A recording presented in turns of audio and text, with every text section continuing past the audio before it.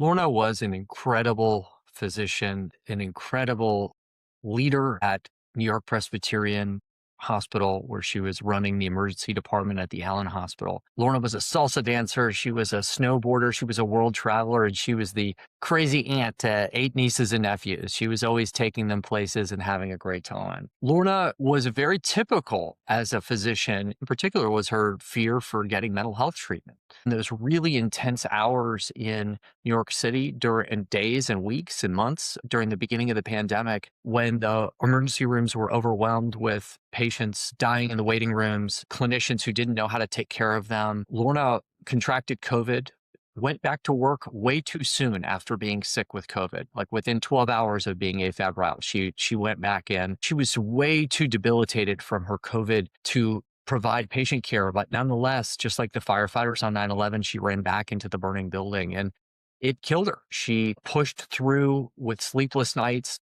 already depleted, got herself into a position where her mental state was compromised from COVID and from the pressures that she was under. We, as a family, got her her first and only mental health treatment of her life down in Virginia. During her stay in the inpatient unit at the University of Virginia Health System, she began to articulate to us that now that she'd obtained mental health treatment as a clinician, her career was over. Everything she'd ever wanted as a child was done. At the time, I was the CEO of the University of Virginia Physicians Group. I was a lawyer by background. Her little sister Jennifer is my wife, also an attorney, and we were trying to really explain to Lorna that because of the Americans with Disabilities Act, she didn't need to worry about those kind of things. Yet she could not be moved off of that position and ultimately died by suicide just a few days after being discharged from her first ever mental health treatment. Our family wanted privacy in that moment of deep grief and shock. But that privacy was ripped from our hands by a national paper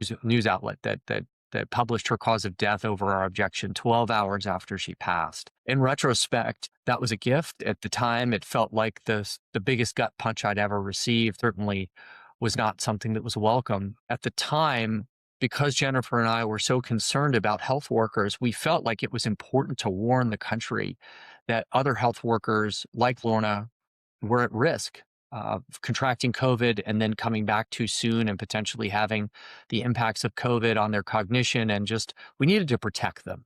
And so we started to share Lorna's story to highlight an incredible woman who gave everything of hers and died at the age of 49 because of the workplace conditions that she was working in.